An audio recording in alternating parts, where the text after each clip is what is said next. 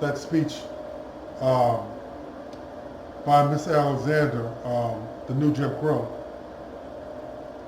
because we're going to get into our next subject, which is mass incarceration, which is the new Jim Crow. You know, she was telling a story right there at the end about a young man that came in looking for representation and looking for help. And again, this is what our men and women face that have felony records. They can't get housing, they can't get jobs. No one wants to listen to them. And like I said, how can you even get food stamps to feed herself? I had a guest on a while back, an formerly incarcerated woman, Pam Curry. I'm going to get her back on here. I hope she's listening. I want to have her back on here. And she told her story the same way. How she had gotten overcharged and just treated horribly as a youthful first-time offender, and got this excessive charges put on her. And when she got out, she couldn't get a job, she couldn't get housing. This woman had children, or has children, and couldn't get food stamps, didn't qualify for the Section 8. So again, these are the things that are done to you to make you ineligible. Again, being governed by laws that you have no say in, by being told. See, the people that make the laws deem what's legal and what's not. Now, what you see is legal or illegal may not be legal or illegal by my standards or by my culture. Someone robbing someone or robbing a store to feed their family might be criminal in the eyes of the law, but isn't it just as criminal that someone is being starved out? Isn't it just as criminal that a man can't get a job that's able-bodied and wants to work just because of the color of his or her skin? Isn't it criminal that a person can't pay their rent because the job that they have pays less than minimum wage? Isn't that criminal? But I don't see anyone lining up to lock up the lawmakers that make these laws that deem what is criminal and what is not criminal. We had this conversation last week. I just want to quote something from a New York Times summary of the Department of Justice. It's a Department of Justice report. And I quote, "One prisoner had been dead for so long when we had discovered lying face down, his face was flattened. Another was tied and tortured for 2 days while no one noticed. Bloody inmates screamed for help from their cells whose doors did not lock. Prisoners in the Alabama system endured some of the highest rates of homicide and rape in the country. The Justice Department found and officials showed a flagrant disregard for the right to be free from excessive and cruel punishment." There's another quote. "Inmates are raped and pay off debts." And one mother told the Justice Department that a prisoner had texted her to say that he would chop her son into pieces and rape him if she did not send $800, the report said. Now that's a quote. And this is a New York Times summary of a justice report. Now these are conditions under which people are being put for whatever the crime is deemed to be. So you run a red light and you can't afford to pay the fine, so you are locked up with so-called hard criminals. You're locked up in a prison system that has 17,000 inmates that is built for 10,000. Alabama prison system is operating at 185% of capacity. 185% capacity. And you tell me what kind of behaviors you will get. You're talking about a place where guards routinely abuse inmates, where inmates can't get decent food, decent or adequate health care, just basic stuff. I'm not talking about somebody going in and having plastic surgery or anything like that. I'm talking about their basic needs. Can't even get basic needs. You're talking about a system that has been deemed unfit by by Jeff Sessions, who was from Alabama. His Department of Justice is the ones that deemed that the Alabama system was unfit. Now, isn't that special? There are things that are going on here in Alabama and throughout the country that are just so egregious that it will turn your stomach. But they don't talk about that. No one talks about the conditions of these prisons. Because we feed into the same rhetoric that if they're in jail, they belong there. Until we find out that they were set up. Right here in my town of Dothan, there was an expose or a report done that found out that black men had been being set up and drugs planted on them right here in Dothan, Alabama for the past 20 or 30 years. There's a history of it. It's been proven. But we'll sit back and say, well, he got busted with them drugs. He must have been doing something wrong. There have been police officers right here in Dothan that have been accused of and proven to have framed black men. The former police chief had moved to Georgia and became a police chief somewhere else and is now facing charges of misconduct and setting black men up right here in Dothan, Alabama. And this is not the only place that it happens, but it is one of the most egregious places to be in when you're involved in this criminal system. Now, we talked about it last week. We're talking about a criminal system, a correctional system, or penal system that found $800 million to build 3 more prisons that will house at least 10,000 prisoners, or it's going to be built for 10,000 prisoners each. This is on top of, not in lieu of, because they're not closing any of the prisons. And these are going to be private facilities. And they're going to lease them out. The last figure I read was about $88 million per year to lease these prisons, which comes to about $2.7 billion over a 30-year period of taxpayer money to run these new plantations, because that's what they are. They use these prisoners to run state-owned farms. They use these prisoners to build furniture.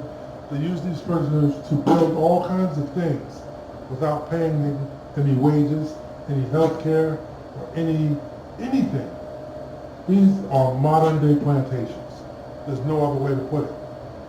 Now, again, Alabama has the 5th largest incarceration rate in the world, not a country, in the world. The 5th highest incarceration rate in the world. It has the most violent prisons in the U.S. with murders every week. And it is, I'm just trying to make sure, whenever I say something, I want to make sure I'm quoting the facts correctly, so forgive me if I hesitate. The prison homicide rate is 10 times that of the national average, right here in beautiful Alabama. And I don't say beautiful Alabama facetiously, because this is a beautiful state with an ugly, ugly history and an ugly, ugly practice of white supremacy and abuse of black men and women. And these are the things that we have to fight against. These are the things that we have to fight against. Taxpayer dollars going to build these prisons. Taxpayer dollars to incarcerate and abuse our black men, women, and children. Our tax dollars are being used by our government to abuse us. And what are we going to do about it? We have to change our language and our thought. We can no longer just sit by and feed into the fallacy that those that are incarcerated deserve to be there. Because when it happens to you, or to your son, or to your daughter, or your husband or your wife, and they're set up and wrongly in prison, then you'll be singing a different song. We have to fight this fight together. As long as we are being incarcerated, then we are all incarcerated. Because what happens is this: while these men and women are being abused behind these prison walls, while these men and women are trying to come back to society, and they have not been trained or ready to enter back into society, they're coming back to us. I'm hesitating because as I'm speaking these words over the airways, mysteriously our internet is starting to act up. So those of you on Facebook, please hold on. Those of you that are listening over the airwaves, we're going to continue on. You know, when you hit a nerve, mysteriously we have connection problems with our internet. This thing that we're fighting against is very ugly. And again, what we're talking about is not hatred for white people. It's about love for black people. It's about getting equality for black people. It's about being able to deal honestly and from a place of power. And we can't do that unless we're on even footing. If we don't have equal footing, there's no way that anyone is going to deal with us honestly. So again, we cannot just continue to feed into the rhetoric that people that are incarcerated are guilty and need to be there. And for sake of argument, even if they are, they have to come back out to society. And if they rejoin society and they can't get employment, what are they going to do? If they can't get housing, what are they supposed to do? If nobody will even talk to them because they have a criminal record to get a job, what are they supposed to do? You create a situation. You create a situation that leaves people no choice. Boy, it just caught all the way off.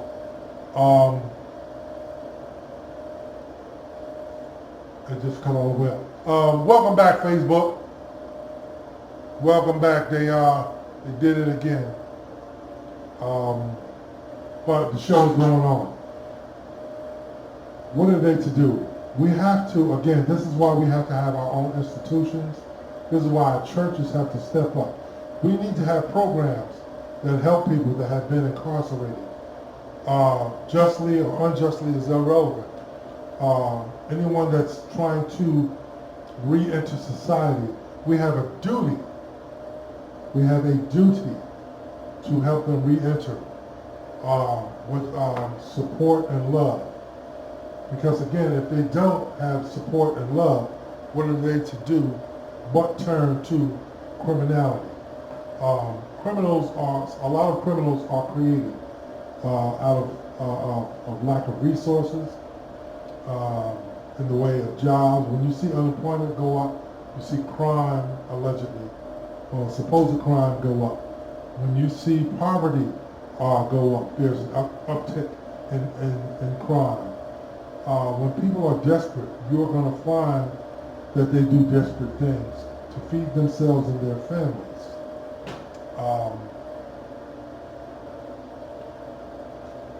I'm still having some technical difficulty here on the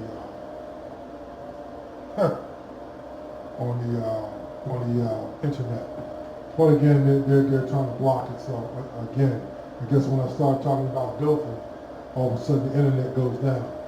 But we will continue on. I just ask that everyone be mindful and continue to fight this fight. Fight for social injustice. Fight for justice for our brothers and sisters that are incarcerated. Some people go to jail on the most minor offenses and are taught to be criminals or learn to be criminals inside those prison walls through abuse or by being locked up with people that are truly criminal.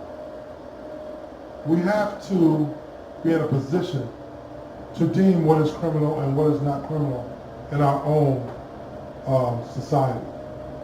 Because we are ruled and governed by laws that we have not created, or by laws that we did not necessarily agree with. So with that, how can we get a fair trial? With that, how can we be judged by a jury of our peers when we can't even get a jury of our own peers? How many times have we seen or been a part of the criminal system, and you look over and you see a system or a jury that doesn't look like you, and wonder why we can't get justice? How many times have we seen people railroaded because of the system that's in place that doesn't reflect our values or our views? How can you get justice in a system that at best is indifferent to your very existence? Oh, our live is back up. So welcome back those on Facebook. Don't worry, we got everything under control. Again, how can we be expected to participate in something that won't allow us to be treated fairly? Again, Alabama leads this country in incarceration. It's fifth in the world in the rate of incarceration. Sorry about that, a little feedback. We have to do better. We have to not feed into the rhetoric of criminalizing us because we are black. Make no mistakes, your very existence. How many of us drive and get nervous when we see the police behind us, or we pass a police officer? Because we know we're guilty just by being black, driving while being black, walking in the wrong neighborhood, shopping in the wrong neighborhood, shopping in the wrong mall. We are told that we are citizens and have the same rights.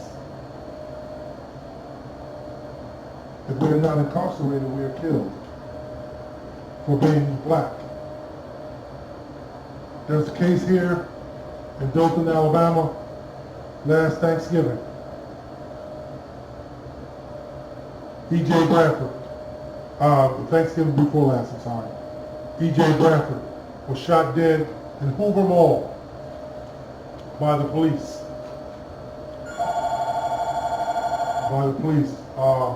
Let me hold on one second. Let me get this. WKCG. Hello, WKCG. Okay, let the nonsense begin. Okay, E.J. Bradford got shot. I was saying in Hoover Mall, in the Galleria Mall in Hoover. The police shot him. No one was held accountable for his death. EJ was carrying a gun that he was licensed to carry, former military, and he was shot in the back. No one was ever charged with his murder, similar to what's going on in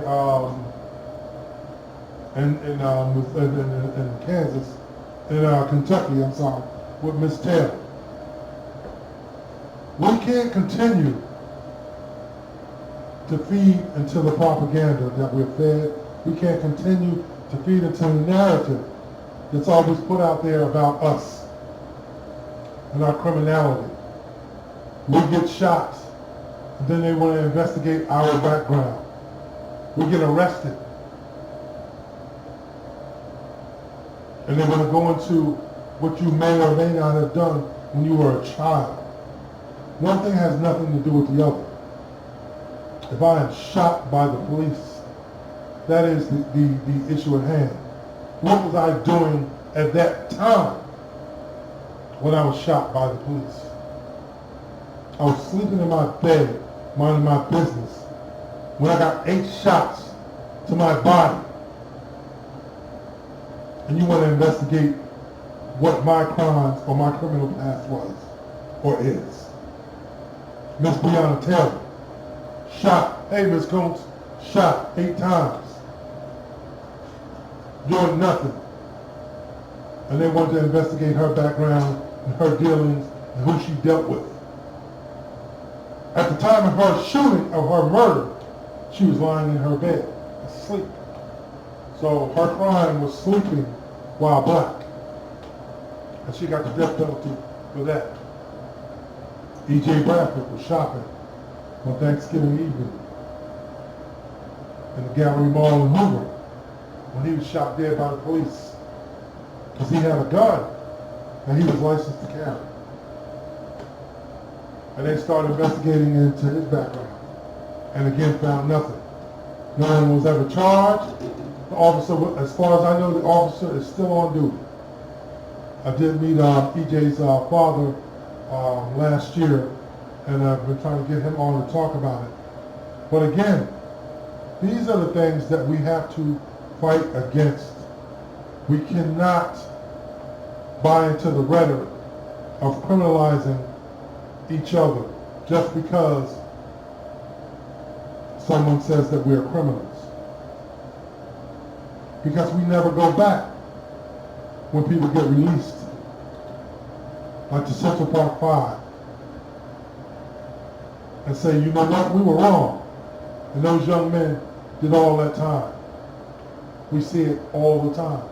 People get released 20 years, 30 years down the road. And we all feed into the frenzy of they did a horrible thing. And then we find out that they were framed. They weren't even in the state. We can't demonize one another. We have to do more to fight for the rights of the people that are incarcerated. Again, just because you're incarcerated doesn't mean that you are less than. It doesn't mean that you should be starved out. It doesn't mean that you shouldn't have access to decent health care. It doesn't mean that you shouldn't have access to clean water. The only thing you do when you abuse someone is make them worse. You don't make them better. How do you expect someone to spend 5, 10, 15, 20, 30 years in prison and be abused for those years and come back out and rejoin society? The system doesn't care because they're not going to their neighborhoods. They're coming to our neighborhoods. The system doesn't care because it has no effect on them. The system doesn't care because they're betting on the fact that they'll be back. The system doesn't care because they know if that person cannot get housing, if that person cannot get a job, if that person cannot get food to feed themselves, they're going to turn right back to criminal activity to do the basic things for their very existence. and we've helped them because we don't have anything in place. Our churches, our civic organizations, our community groups, we don't have anything in place to help people re-enter our society. We don't have things in place to fight for those that have been wrongly jailed. We don't have things in place to fight for our political prisoners. For people that are jailed just for fighting for our rights. The Black Panthers went to jail not for criminal activity. They went to jail for their political beliefs. They went to jail because they dared say that black people have the right to the same things that white people have the right to. They went to jail because they dared say that our children deserve fresh food and clean water. They went to jail because they dared say that we deserve decent health care and decent housing, affordable housing, and equal pay and decent pay. That's what they went to jail for. They did not go to jail for anything criminal. But yet, so many of them still sit in jail, rotting away for their political beliefs. We hear the cries, free Mumia Abdul-Jamal. What was his crime? We have many of our political prisoners that die in prison. We want all our political prisoners free. We want all of our black brothers free and our sisters free. Again, we're living under a system that is not of, for, or by us. Put anyone else into a system that we live under and see how they fare.